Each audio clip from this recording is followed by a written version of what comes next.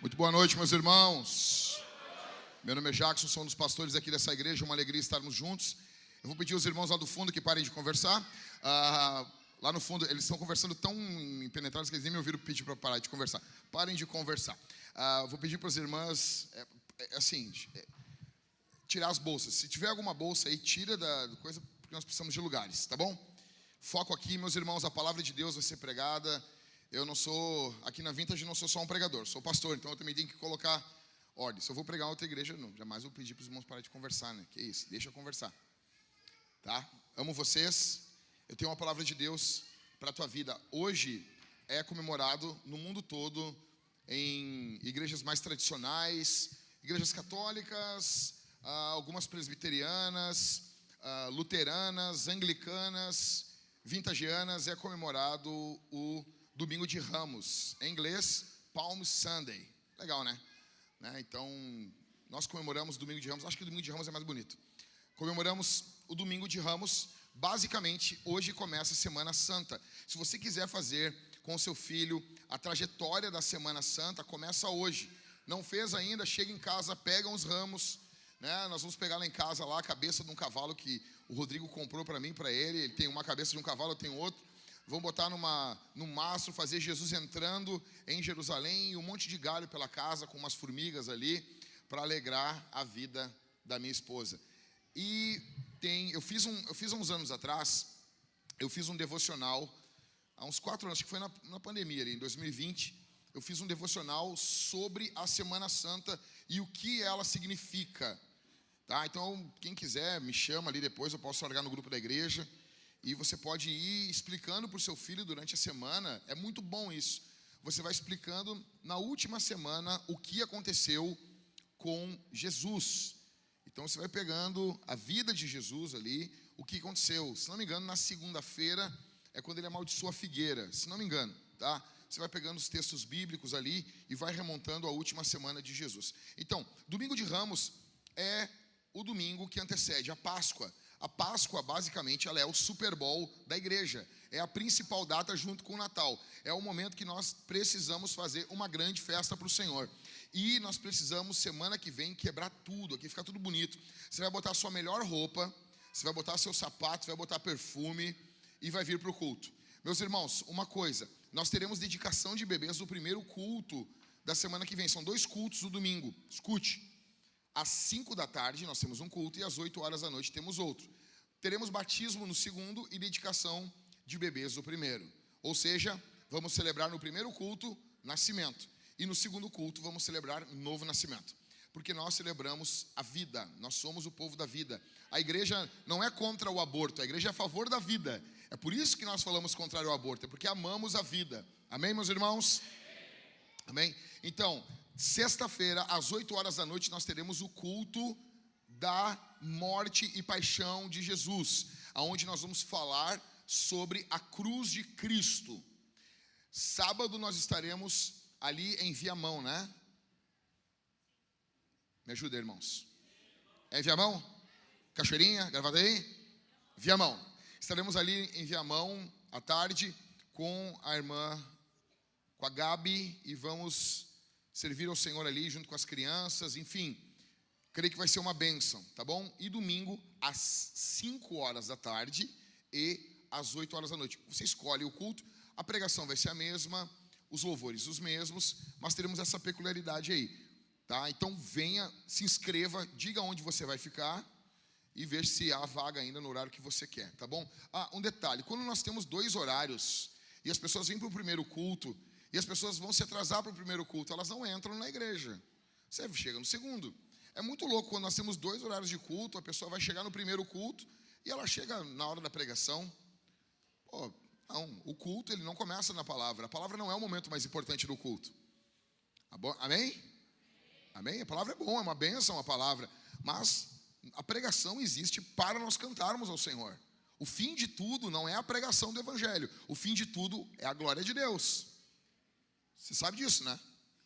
Jesus recebeu um nome que é acima de todo nome, para que o nome de Jesus se dobre todo joelho no céu, na terra e debaixo da terra, e toda língua confesse que Jesus Cristo é o Senhor, para a glória de Deus Pai. O final de todo o drama da salvação, da cruz, é a glória de Deus. Ou seja, nós fazemos missões porque as nações não estão cantando. E Jesus é glorioso. Então precisamos cantar ao Senhor. Domingo de Ramos, o primeiro domingo, então, antes da Páscoa. E lembrando, a Páscoa aqui vai ter que bombar. No domingo de Ramos era o dia em que o judeu separava o cordeiro pascal. Eles pegavam o cordeiro que ia ser sacrificado uma semana após. Êxodo capítulo 12, verso de número 3 mostra isso. Jesus, então, é o nosso cordeiro pascal e ele se apresenta uma semana antes de ser imolado, sacrificado no nosso lugar. Eu estava ontem mostrando para o pastor Daniel, eu mostrei, assim, vocês têm que ouvir essa canção. Uma canção do cantor Júnior, muito antiga. Eu não sei se você consegue ouvir uma canção que não repete nada. Quem aqui tem mais de 40 anos? Levanta a mão, deixa eu ver uma coisa aqui. Vocês se lembram de Faroeste Caboclo? Vocês se lembram? Você decorou tudo isso no colégio, né? Decorou, né? Quem aqui decorou Faroeste Caboclo? Decorou, Sentava no fundão, né? Então, o que acontece? Essa canção do cantor Júnior, eu vou colocar, depois eu vou postar ela. Ela é uma canção de 6 minutos e pouco, ele não repete nada. E ele canta sobre um personagem bíblico. Se você consegue ficar 6 minutos fazendo apenas uma coisa, que essa geração não consegue. Se você consegue ficar 6 minutos apenas prestando atenção, lendo a letra e ouvindo o louvor, lendo a letra e ouvindo o louvor o tempo todo, você vai ser muito edificado. E essa canção fala exatamente disso. O cordeiro, ele é preparado. Jesus, o nosso cordeiro pascal, está se apresentando nesse dia. E veja, por diversos momentos nós vemos o Senhor Jesus evitando multidões. Você se lembra quando ele pede para as pessoas, não fala quem te curou. Já viu isso na Bíblia? Sim ou não? Tem isso, né? Ele fala assim, o seguinte, não conta para ninguém. O que acontecia quando Jesus falava para não contar para ninguém? As pessoas ficavam quietas? As pessoas falavam? Sim, né? O Willis me diz uma coisa bem linda. Jesus mandava elas não falar e elas falavam. Jesus manda a gente falar e a gente não fala. Bom, vou fingir que não foi para nós isso. Bom, por diversas vezes nós vemos esse segredo messiânico era para ser guardado até o momento oportuno. Jesus, ele iria se apresentar de forma clara diante das multidões. A crucificação, ela não é um evento escondido. A morte e ressurreição de Jesus é um evento público. Não é dentro de uma casa, não é dentro de um prédio, não é dentro de algum edifício romano. É numa cruz, é diante de todos. E esse Cristo que é crucificado diante de todos, ele precisa também se apresentar diante de todos. E agora ele está se apresentando não de forma velada, não de forma escondida, mas ele vem para que todos possam vê-lo. Todos os olhos estariam sobre a morte dele, logo precisam estar sobre ele também quando se apresenta. Isso é uma confirmação da veracidade do fato histórico da morte de Jesus. E a Semana Santa está começando. E algumas coisas ficam claras para nós aqui na narrativa dos evangelhos. Eu já preguei para vocês, olha só. Domingo de Ramos, quem é novo na Vintage não sabe, mas eu já preguei todos os textos de Domingo de Ramos. Eu preguei Mateus, porque esse texto está em todos os evangelhos. Preguei Mateus, preguei Marcos, Lucas, João. Aí eu não tinha que pregar, voltei para Zacarias, o texto que foi profetizado. Daí depois não tinha que fui lá para o Salmo 84, quando fala, se não me engano, o Salmo 84 fala dos ramos. Já preguei tudo. Estou voltando agora no Evangelho de João. Algumas coisas saltam desse texto aqui para nós. Eu quero que você se lembre no início dessa Semana Santa. Primeira, João capítulo 12, verso de número 12.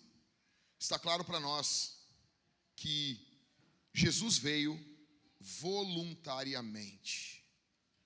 Repita comigo. Jesus veio voluntariamente. Não tá o ponto ali. Voluntariamente. No dia seguinte, a numerosa multidão que tinha vindo à festa, tendo ouvido que Jesus estava a caminho de Jerusalém. Veja, por diversas vezes, nós vemos Jesus mostrando sua divindade. Ele acalmou a tempestade, ele expulsou demônios. Ele não permitia que esses demônios falassem. Jesus mostra a sua divindade em João capítulo 8, João 18:6, quando eles vêm prender Jesus, e Jesus diz, sou eu. É o eu sou do início, lá do princípio. Quando Jesus fala, eu sou, eles perguntam, quem é Jesus? Jesus fala, eu sou. Os soldados caem por terra, porque eles estão ali diante de Deus. É o Deus encarnado. Diversas vezes, Jesus demonstrou o seu poder divino. Aí fica a pergunta, por que Jesus, sendo Deus, não resistiu os seus inimigos no final do seu ministério? Ele tinha poder ou não tinha? Sei, né? Tinha. A resposta é um grande porque ele quis. Por ser soberano. Nós ficamos muitas vezes perguntando por que as coisas são assim. Eu vou falar um negócio meio de louco. Eu nunca fumei maconha, tá? Eu nunca vou fumar também. Tem uns aqui que já fumaram que eu sei. Escuta. Tem uns negócios. Quem aqui já parou para pensar assim, por que a vida é do jeito que é? Por exemplo, por que o ser humano tem o formato que tem? Por que ele tem 2 pernas? Eu digo os normais. Não.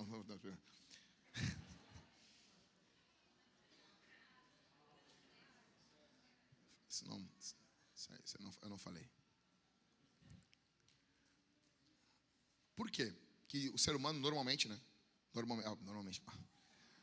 Ele tem 2 pernas, 2 braços, 2 olhos, uns são vesgos, outros não. Mas por que ele tem cabelo, o homem tem barba? Por que ele é esse formato? Por que o mundo é do jeito que é? Por que tem as árvores são desse formato? Por que o mundo possui o mar do jeito que é? Escute. De todos os mundos possíveis, de todos os mundos que poderiam ser feitos, Deus viu que esse era o melhor. Então o melhor era a imagem dele ter esse formato, de todos os outros. Por que a orelha não é na nuca? Por que os olhos não é na ponta do nariz? Porque Deus, em sua sabedoria, Ele viu que isso era o melhor para a proclamação da sua glória. Isso aqui é apenas uma bobagenzinha em uma área no que envolve filosofia, do que nós fazemos todos os dias, em todas as áreas da nossa vida. Por que eu ganho o quanto que eu ganho? Por que eu estou passando pelas dificuldades que eu estou passando? Por que eu tenho a doença que eu tenho? Por que o meu casamento não está como aquele casamento blindado daquele casal tão perfeito, tão maravilhoso? Escute, alguns perguntam também por que Jesus, ele não resiste seus inimigos? Porque ele não quis, porque era o melhor a ser feito. Por quê? Porque você e eu temos um Salvador, escuta, nós temos um Salvador disposto, nós temos um Salvador amável, nós temos um Salvador humilde, nós temos um Salvador, como dizia Lutero, nós temos um Salvador mendigo, nós temos um Salvador que vem até nós, nós temos um Salvador que está disponível e Ele vem voluntariamente. Ninguém constrangeu Jesus. Ninguém chegou para Ele e colocou Ele na parede e disse, tu vais salvar, não. Jesus tinha satisfação em fazer a vontade do Pai, em responder o que o Pai queria. Jesus, você precisa entender uma coisa aqui, Jesus tem satisfação em salvar você. Jesus tem satisfação em perdoar você. Jesus tem satisfação em cobrir você com o sangue dele. Jesus tem satisfação em ver as suas lágrimas caindo após um pecado e ver você retornando aos braços dele. Jesus tem satisfação em salvar, mudar, transformar a sua vida, seu casamento, seus filhos. Ele ama você. E isso voluntariamente, não é por quem você é por quem ele é. Ninguém tinha condições de forçar Jesus. Ninguém. Tem um meme que eu gosto muito, né? Que tal, quem aqui se lembra do Man of Steel? Quando ele vai caminhando com as mãos algemadas, né? Ele vem caminhando E ele está caminhando ali, está ele, a Lois Lane, está o exército americano, e ele vem caminhando ali com aquele circo ali, né? E a Lois Lane está entrevistando ele, ela pergunta, o que é esse S?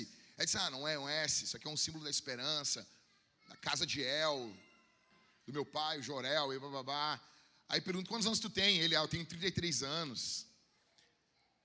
E daí eles querem prender ele está preso, ele diz, olha, eu não preciso disso aqui. Aí ele faz assim, ele só eu estou aqui há tantos anos aqui, eu posso ver o senhor, posso ver o chiclete dentro do bolso da sua camisa e posso ver os militares preparando um sedativo na outra sala, não é necessário. E daí tem todas essas cenas e está escrito em cima assim, ele podia dibrar todo mundo e ir embora. Aí também embaixo da foto do Ronaldinho sendo preso no Paraguai. Muito bom, né? Tipo assim, 2 homens que podiam dibrar todo mundo e ir embora. Superman e Ronaldinho. Mas ele escolheu se entregar. Aí tá o Ronaldinho sendo preso assim.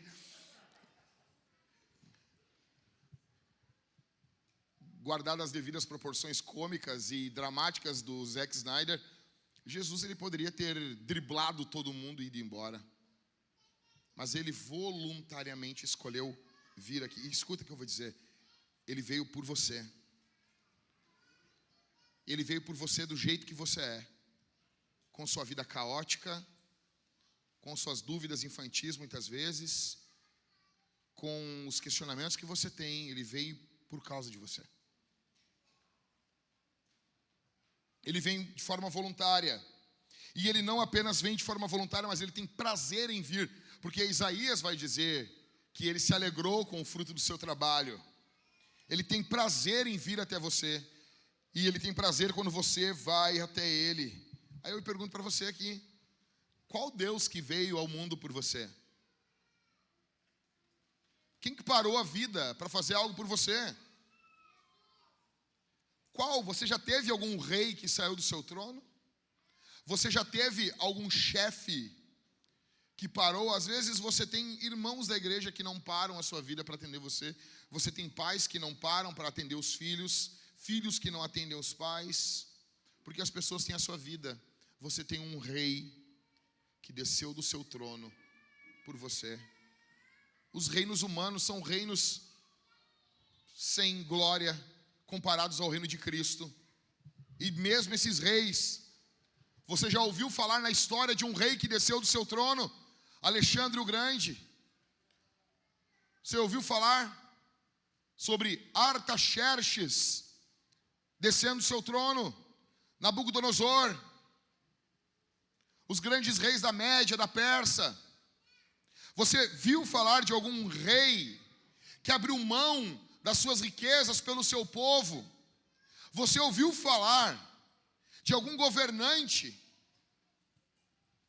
que abdicou do seu poder e dos privilégios de sua posição por causa do seu povo? Você não tem isso na história.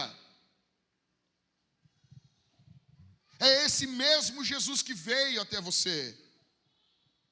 Ele não vem de forma relutante, resmungando, reclamando, não. Ele vem voluntariamente. Então você precisa hoje aqui pensar, sabe no quê? No pior dia da sua vida. Pensa no pior dia da sua vida. Seu pior pecado, que alguns até escondem aqui.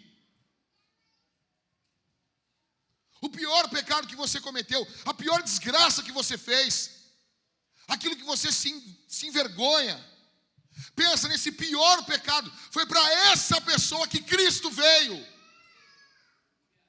Talvez hoje você tenha algumas boas obras e você confia nas suas boas obras. Não confie nas suas boas obras. Não coloque sua confiança nas boas obras que o Espírito tem ajudado você. Confie na graça de Jesus. Confie nesse Cristo que vem. Confie nesse Cristo que ama. Confie nesse Cristo que busca. Confie nesse Cristo que levanta, restaura. Confie nele. Ele vem de forma voluntária. E eu pergunto, você serve ele de forma voluntária? Ou a mamãe e o papai têm que pressionar você? Ou se o líder de GC não falar, você não faz? Em primeiro lugar, Jesus veio voluntariamente. Em segundo, Jesus ele não só vem voluntariamente, como ele aceita o nosso pouco. João 12, do 12 ao 13. No dia seguinte, a numerosa multidão que tinha vindo à festa, tendo ouvido que Jesus estava a caminho de Jerusalém, pegou ramos de palmeiras e saiu ao encontro dele, clamando: Hosana, bendito o que vem em nome do Senhor, e que é rei de Israel. A multidão quer honrar esse rei. Escuta, a multidão vê ele vindo. Você imagina? Você imagina o Salvador vindo montado em um jumentinho. Você imagina? Só que é um povo pobre. O que eles pegam então? Alguns poucos ramos. Eles têm apenas isso. Alguns ramos de palmeiras. E aí os palmeirenses ficam bem felizes, né? Aí levanta o pessoal lá de Santos, lá, não, mas a Bíblia diz ser de Santos. É ou não é? Não, mas o maior escritor do Novo Testamento é São Paulo. Eu já vi isso. E o caos é sempre os coríntios. Até na Bíblia, né? A multidão quer honrar Jesus. Eles têm apenas algumas roupas e uns ramos nas mãos, e isso é suficiente. Escute o que eu vou dizer. Se Jesus reina sobre nós, se Jesus reina sobre você, se Jesus reina sobre a tua vida, Ele precisa ter tudo nosso aos seus pés. Dinheiro, dinheiro. Família, família. Casa, casa. Carro, sim. Filhos, carreira. Eles lançam aquilo aos pés de Jesus porque é tudo que eles têm. Esse Cristo que vem no domingo de Ramos, Ele convida você aqui, essa noite, a lançar sua vida aos pés dEle. É uma pena que nós estamos num período que ninguém fala mais disso. Mas eu me lembro da tônica da espiritualidade de 1998, 99 e 2000. Se falava muito na igreja em entrega. Tinha uma canção que dizia, da Cassiane: mas entregue tudo a Deus, confia só em Deus, tua vida vai mudar, basta nele confiar. Mas entregue tudo a Deus, confia só em Deus, suas promessas jamais irão falhar. E a canção cantava sobre homens que entregaram tudo a Deus. Jó, Daniel, sobre homens da Bíblia que entregavam tudo a Deus. Escute, não se fala mais isso. Muitas pessoas veem ao Evangelho somente pelo que Deus pode fazer. A pergunta para você aqui hoje é: o que você vai lançar aos pés de Jesus aqui? Ou o que você vai reter? Isso envolve dízimos e ofertas, envolve também, mas não é só sobre isso. Se você só tem a oferecer dízimos e ofertas aqui para o Senhor, você não serve para o reino. Ele quer tudo. Ele quer tudo aos seus pés. Ele quer ter domínio sobre tudo. Ele quer ter domínio sobre a tua forma de pensar. Ele quer ter domínio sobre tuas finanças, sobre a criação dos teus filhos, sobre as escolhas que você faz. Ele quer ter domínio sobre cada área da sua vida. Esse Jesus, Ele aceita o pouco que você tem. Ou você acha que o que você está oferecendo a Jesus é muito? Você acha que o que você está oferecendo a Cristo é muito? É pouco, mas Ele recebe. Não pense muito aqui, meus irmãos, escute. Não pense muito das suas finanças. Não pense muito do seu tempo, dos seus talentos. Não pensa. Pensa no Cristo. Tudo que você tem a oferecer ao Senhor aqui são ramos de palmeiras. São coisas que o próprio Deus doou a você. E apesar disso ser pouco, Ele recebe. Ele recebe, Jesus não recusa. Eu amo isso em Jesus, que Jesus ele é contracultural, né? Você imagina, eu citei um exemplo aqui hoje com o pessoal, com os missionários, aqui na entrada da igreja. Imagine agora uma viúva chegando, uma viúva bem idosa, chegando com R$5 na mão, amassadinho, suado, e ela chega e ela entrega esses R$5 para algum irmão ou uma irmã aqui, e ela diz assim: tu tem abençoado tanto a minha vida, eu queria te dar, isso aqui é tudo que eu tenho, eu queria ofertar na tua vida. O que você faz? Qual é o primeiro impulso de você? Você, não, obrigado. Não é? É ou não é, Zanda? A gente não quer, né? A gente quer, não, eu quero eu te ajudar. Eu quero eu poder ajudar você. Tudo bem. Só que o que Cristo fazia? O que Jesus fazia? O que Jesus fez quando a viúva pobre ofertou no ministério dele? Ele recebeu. O que ele fez quando ele vê esses caras botando as suas peças de roupa? Poucas coisas que tinham, eles colocam aos pés para Jesus passar com um burrinho por cima. Ele, não façam isso. O que ele faz? Ele, não, eu estou recebendo. Tem um pastor que foi pregar na África e ele contou que na hora da oferta, a igreja veio trazer oferta para ele. E tinha um menino que trouxe metade de uma bergamota. Ele dizia: pastor, isso aqui é tudo que eu tenho. O outro trouxe uma camiseta furada. Não, eu estou em expectativa que Jesus vai me dar uma nova, pastor. Eu não estou dizendo que você tem que tirar o nada da sua vida. Eu estou dizendo o que eles faziam na Escritura. Eu estou te falando o que eles faziam, como que Deus se relaciona com o pouco que nós entregamos, porque a nossa vida é pouco. Ele recebe. Talvez eu estou pregando para alguém que viveu uma vida de pecado até o dia de hoje, ou até o último ano, e você pensa: o que Cristo quer com a minha vida?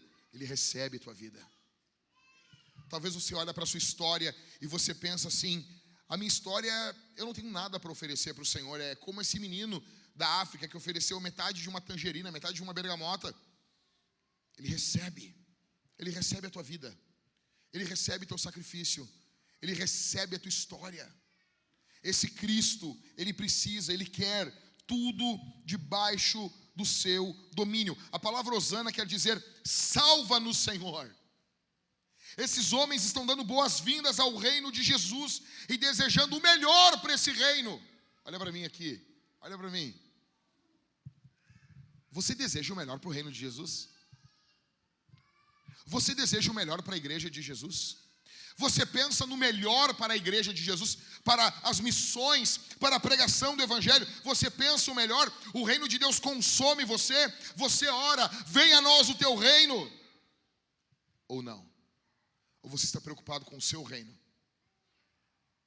Ou você reina, ou Jesus reina. Ou você reina sobre sua vida, ou Cristo reina.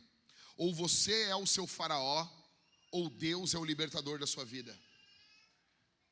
Em primeiro, Jesus veio voluntariamente. Em segundo, ele aceita o nosso pouco. Em terceiro, o texto de João, no capítulo 12, do verso 14 ao 15, nos mostra que esse Cristo, esse Jesus, ele é soberano. Verso 14: e Jesus, tendo conseguido um jumentinho, montou, segundo está escrito: não tema, filha de Sião, eis que o seu rei está vindo montado num filho de jumenta. Quantos anos antes essa profecia foi falada? Se lembra? Sabe?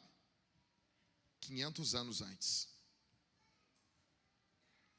500 anos antes de Jesus entrar em Jerusalém, Deus havia falado como ele iria entrar em Jerusalém. Por quê? Por que o nosso Deus, ele fala as coisas antes de elas acontecerem?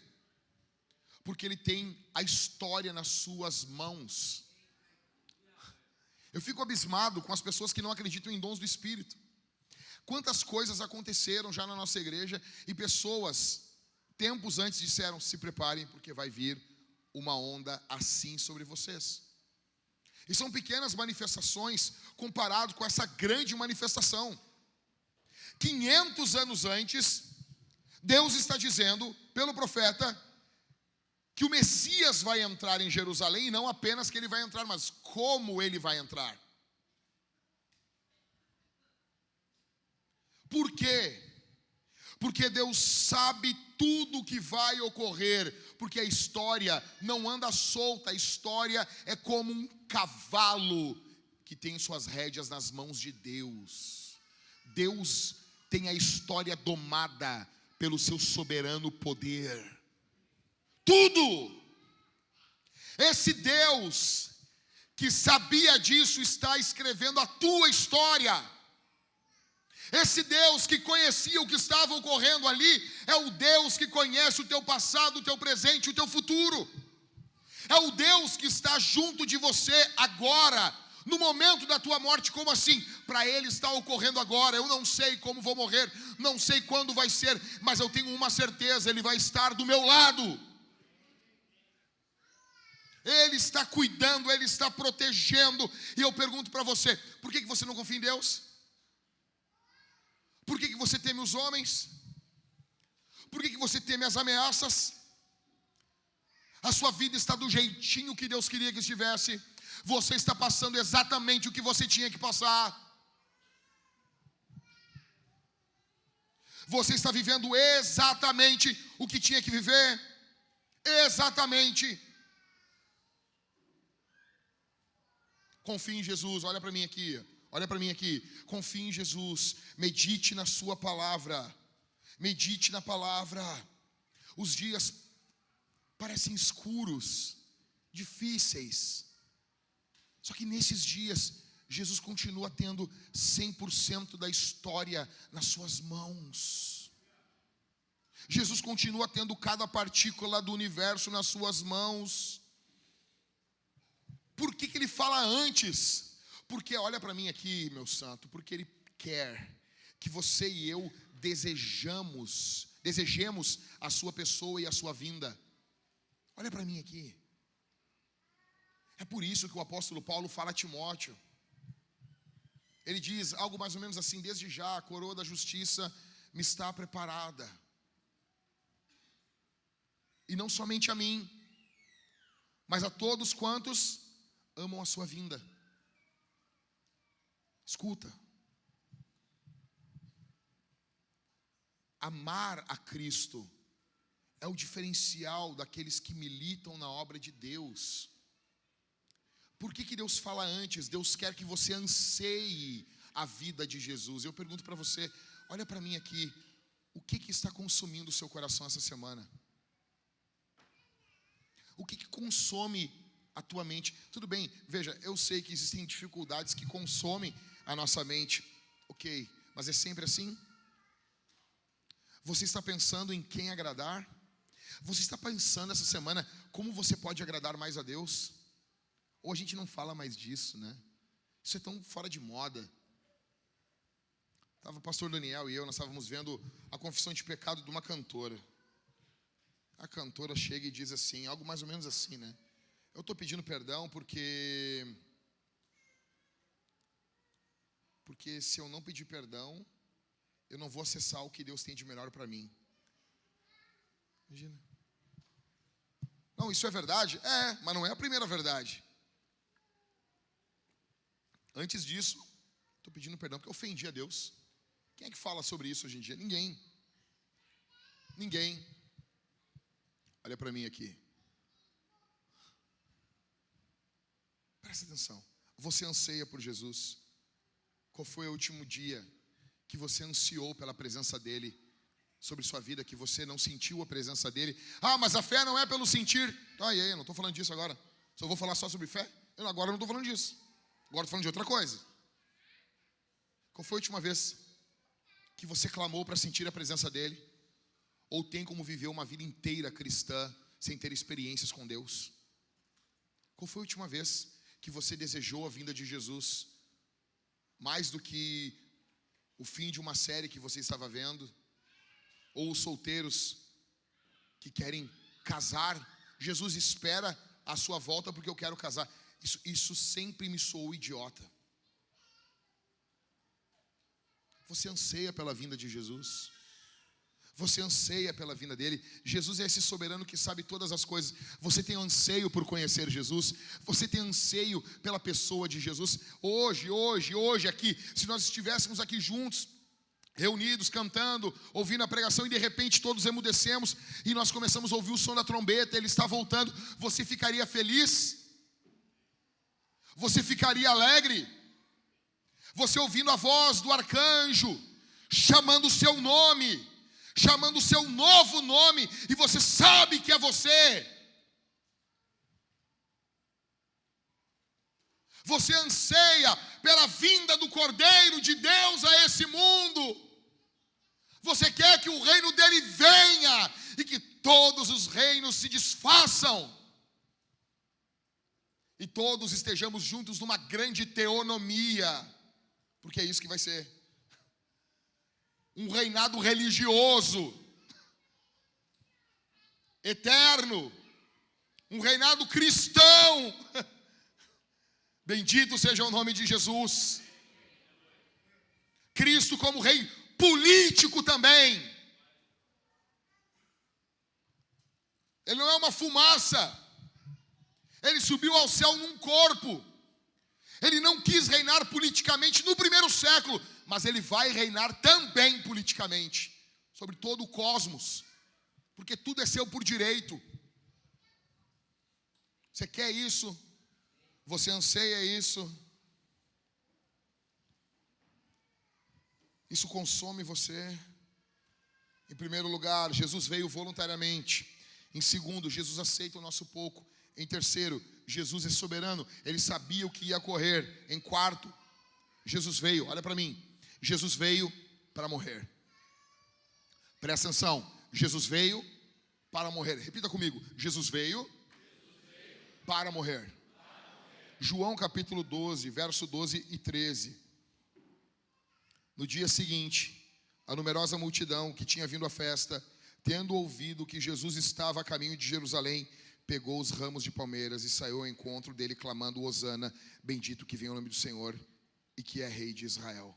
Jesus está indo para onde? Para onde? Para onde que ele está indo, gente? Para Jerusalém. Ir para Jerusalém é assinar sentença de morte naquele período ali. Por eles queriam prender Jesus. Jesus pregou até eles não suportarem mais.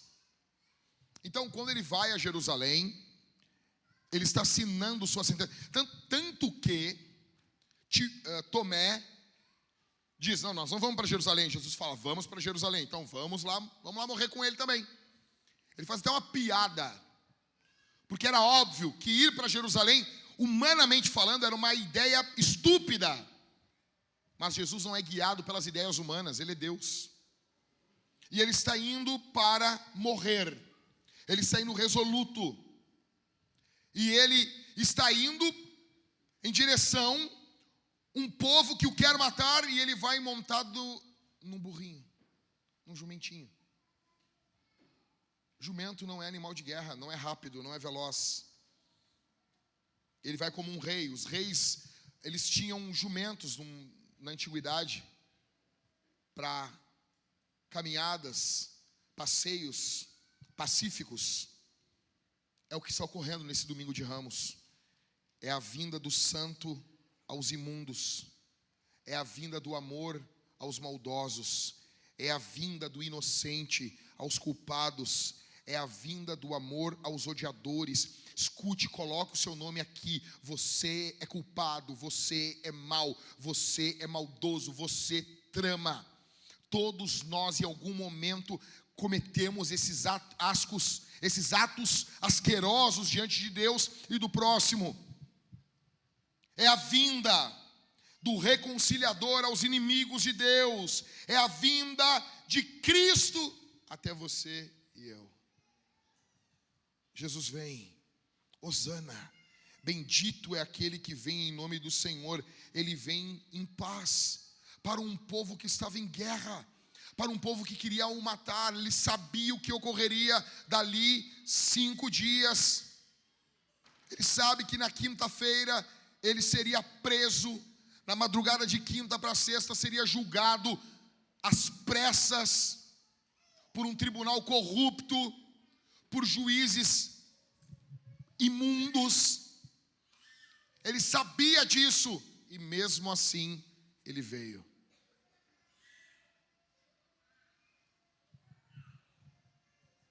Deixa eu contar um negócio aqui para vocês. Jesus ama você mais do que o seu pai e que a sua mãe. Amém?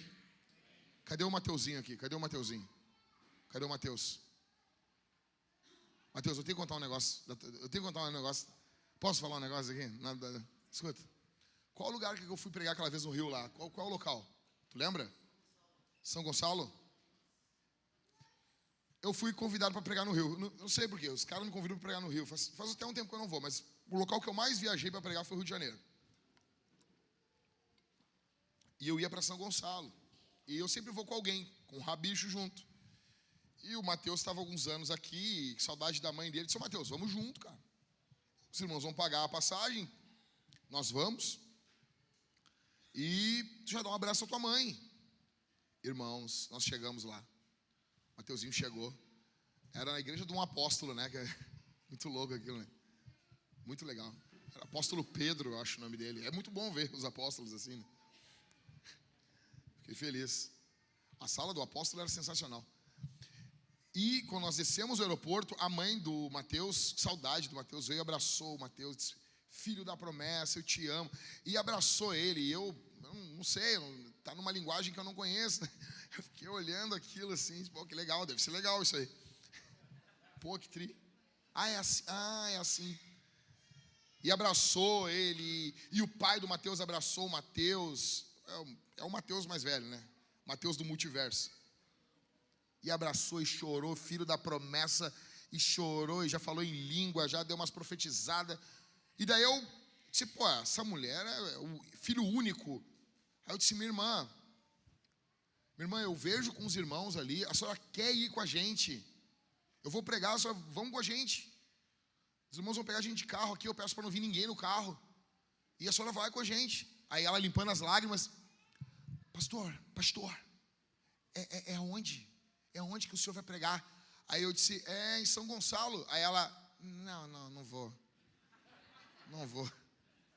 Eu: por quê, irmã? Não, lá é muito perigoso. Aí eu fiquei: pô, a mulher daqui do Rio não quer ir, por que eu tenho que ir, né? Fiquei: não, vai a senhora lá. Escuta o que eu vou dizer para vocês. Todos os nossos pais têm limites. Todos. Estou citando aqui com carinho o Mateus. Foi muito engraçado, eu brinquei com ela. Mas o fato é, se você é pai, você já se irritou com seu filho. Você já se irritou. Não, mas eu me dou pelos meus filhos. Mas todo homem já se indignou em algum momento. Ou com a esposa, ou com os filhos. Estava comentando ontem com o irmão. Você se doa. Aí tem uma pequena coisa que é para você, e você não consegue fazer alguma coisa para cuidar de você, você se irrita. Irmãs também se irritam. Você se doa pelos seus filhos. Você quer apenas poder ir no banheiro, minha irmã, sem teu filho ficar batendo na porta. Mamãe! E você não consegue. Você não consegue. Nós temos limites. Nós temos limites. Só que esse Cristo que é apresentado aqui não tem. Ele está vindo. Ele sabe o que vai ocorrer em Jerusalém. E é por isso que ele vai. Ele vai carregar os pecados de gente que vai virar as costas. Vai demorar para vir para a fé. Ele está indo em direção ali, em direção à cruz, para morrer no lugar de gente imunda, que vai ser salvo no último minuto da sua vida. Ele está indo em direção à cruz para morrer no lugar de pessoas problemáticas, complicadas, de pessoas que fazem os piores pecados, mas ele as ama. E por causa disso ele vai até Jerusalém. Esse é o Cristo do domingo de Ramos. Ele é manso, ele é humilde. Nós éramos ladrões, adúlteros, maldosos, assassinos, vaidosos, nojentos, mentirosos, e Cristo veio até nós. Quem é você aqui essa noite? Quem é você? Quais são os seus pecados? Quais são as suas marcas? É por esses pecados que esse Cristo do Evangelho vem verter o seu sangue. É por você. É por você. É por você, pecador. É por você. Em primeiro lugar, Cristo vem voluntariamente. Em segundo, Ele aceita o nosso pouco. Em terceiro, Ele é soberano, Ele sabe do futuro. Em quarto, Ele vem para morrer. E em último, o texto termina nos mostrando duas ações. Os discípulos se alegram, os religiosos se irritam. Olha para mim aqui, olha para mim, olha para mim, olha para mim. Olha para mim aqui. Crianças, olha para mim, Isabel, vira para frente aqui, olha para o papai aqui, ó. João capítulo 12, do verso 17 ao 19. A multidão que estava com Jesus quando ele chamou Lázaro do túmulo e o levantou dentre os mortos, dava testemunho. Por causa disso, também a multidão saiu ao encontro de Jesus, pois ouviu que ele tinha feito esse sinal. Então, os fariseus disseram entre si: vocês podem ver que não estão conseguindo nada, eis que o mundo vai atrás dele. Escuta, o rei e o reino só alegram quem ama o rei. O rei e o reino só alegram quem ama o rei. Existem pessoas que não têm alegria em Jesus. Existem pessoas que não se alegram com Jesus. Existem pessoas que não têm alegria. Você fala, se falar de música, é uma loucura. Se você falar de dinheiro, é uma alegria. Se você falar de carro, é uma alegria. Se você falar de futebol, é uma alegria. Mas Cristo não preenche a vida. Um exemplo. Aqui estou falando de quantidade. Não é. Vamos parar com essa coisa de tempo de qualidade. Para com isso. Para com isso. Tempo de qualidade. Isso não existe. Isso não existe. Onde você não tem isso na Bíblia. Para. Você pensa mais no quê? No que você mais fala? O que é que você mais fala? Sobre o quê? Quer ver algo que tem roubado o amor por Jesus? Ideologia. Ideologia política. É bom de falar de política, é bom, sabe? Mas isso aqui, gente, isso é nada. Você fala mais sobre política, você tem mais prazer em discussões políticas, o seu coração vibra mais com o tarifaço do Trump e a bolsa de valores, ou você quer ouvir e falar sobre Jesus? Tudo tem o seu lugar, tudo tem o seu momento. Mas Cristo tem a primazia também em número de tempo do teu dia. Conversei com os irmãos, estava no casamento semana passada, e eu me lembrando, quando eu era novo na fé, um irmão dizia para mim assim: tu vai encontrar, quando tu encontrar um amigo é aquele. Um amigo bom para ser amigo é aquele que quando tu vai num casamento, você está socializando, conversando, e vocês gostam de fugir os dois do meio da festa, nem que seja 5 a 15 minutos, para ir no meio do estacionamento, no meio dos carros, para falar de Jesus. Qual foi a última vez? Você tem alegria em Jesus? Ou quando termina o culto, já termina? Sabe, você despluga a Matrix e você sai agora. Sabe, gente, deixa eu dizer uma coisa para vocês aqui. Eu vou dar uma bem de fariseuzão aqui. Bem de fariseu. Eu preciso fazer isso aqui. Eu acho estranho. Nós estamos num culto. A Bíblia está sendo aberta. Cristo está sendo pregado. O sacramento é repartido. Nós lemos, oramos. E às vezes não dá 15 minutos, as pessoas já estão falando de futilidades nas redes sociais. Cristo não, ele tem que ficar contido no horário do culto. Aí eu saio e eu já vejo pessoas, eu não cato ninguém, mas aparece para mim e eu fico, cara, eu devo estar fazendo algo errado. Eu não estou dizendo, nós estamos aqui, tem um jogo de futebol, é normal, uma vez aqui outra, terminou o jogo, terminou o culto, o cara pergunta, teve jogo, quanto que foi o jogo? O cara, foi tanto. Normal. Mas sempre não. Sempre não. Sempre não. Quantos anos faz que nós não ouvimos falar de reuniões de oração, que os irmãos não conseguem parar de orar, ou cultos que as pessoas não conseguem parar, terminar o culto. Eu era um garoto, um moleque, comecei pregando o evangelho, e eu fui pregar num distrito aqui na zona sul de Porto Alegre. Eu fui pregar num culto, era um culto de jovens, um sábado, eu me lembro, coração fervendo. Eu me lembro que eu cheguei para pregar naquele culto, e eu preguei sobre o poder do nome de Jesus, um sermão roubado do meu pai na fé, do Daniel. E eu preguei, e num dado momento, o poder de Deus caiu sobre aquela igreja.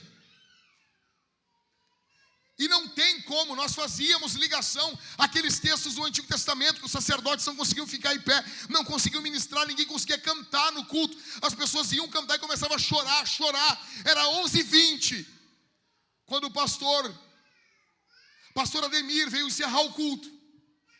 E eu, um garoto, eu estou assustado. O rapaz que era jovem junto comigo da igreja, que me levou no culto de carro, era um jovem, a gente estava sempre junto. Ele estava sentado embaixo, assim, com os olhos arregalados, me olhando com uma cara assim. E o pastor veio para encerrar o culto. E ele pega o microfone e ele começa a chorar. E ele diz assim: meus irmãos, não sou eu que vou cometer esse pecado encerrando esse culto. Largou o microfone e saiu falando em línguas.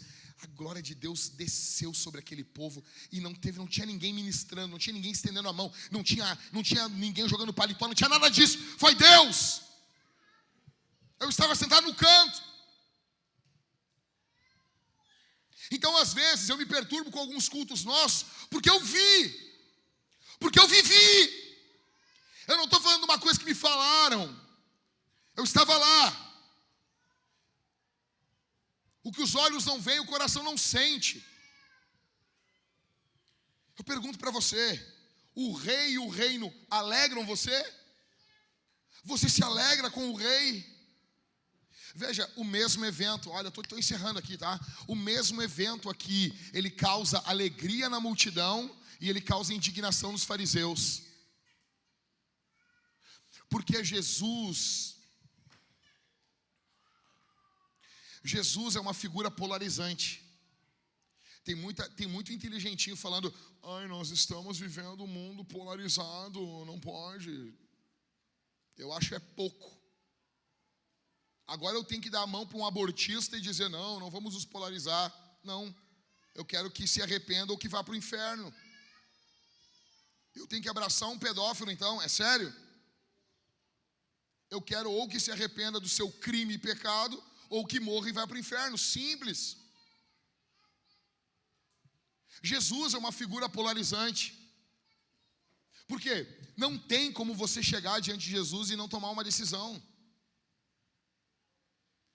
Então, a multidão está alegre. Alguns dizem que é a mesma multidão que vai gritar crucificam. Eu acho difícil, mas se for, explica muita coisa.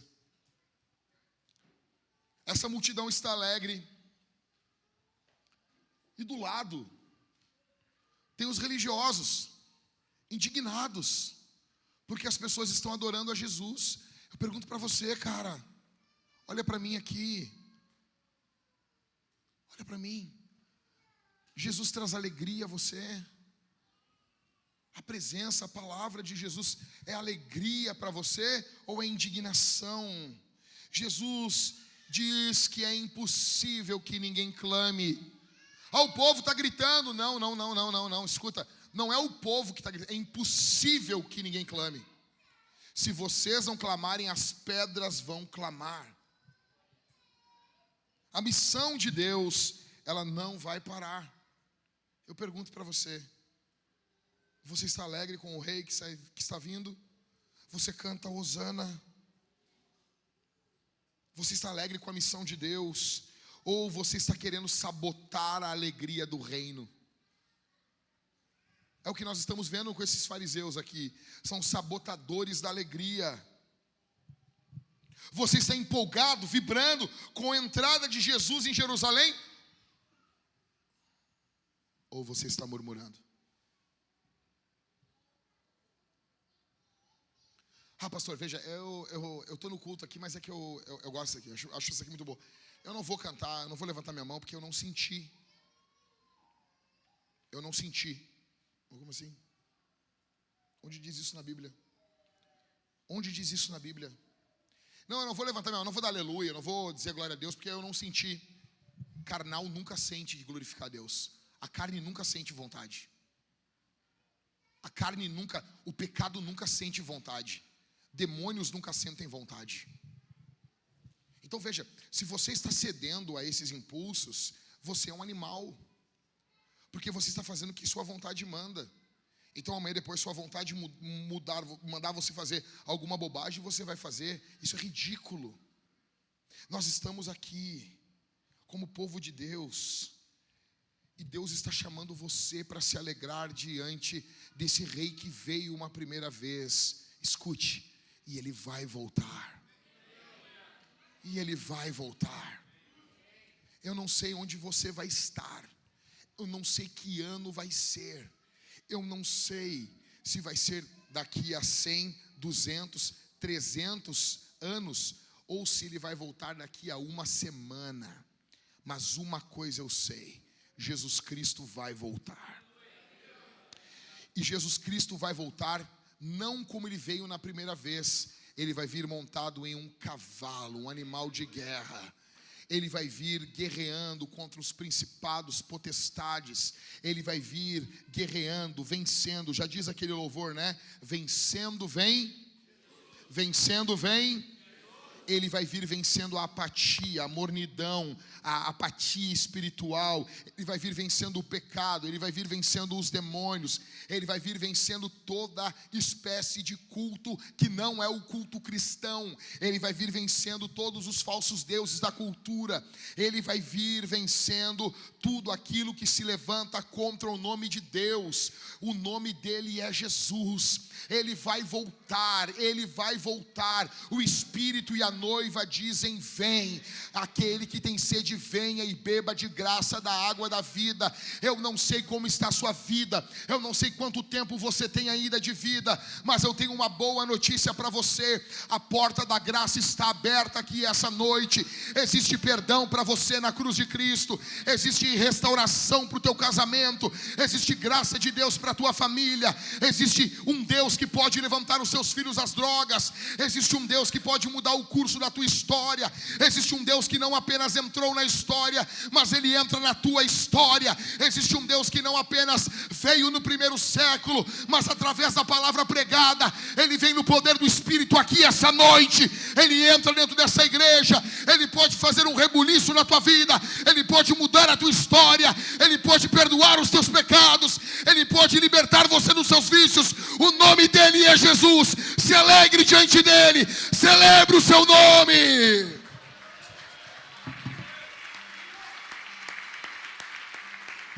Ele vai voltar. Aplauda mais forte o nome dele. Não é para mim, é para o rei, é para o rei, é para o rei.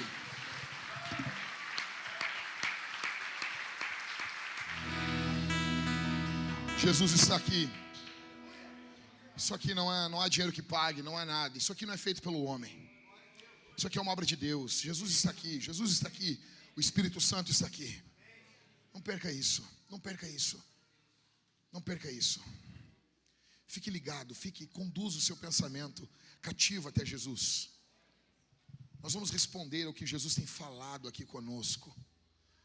Nós vamos cantar mais. Nós vamos louvar a Ele.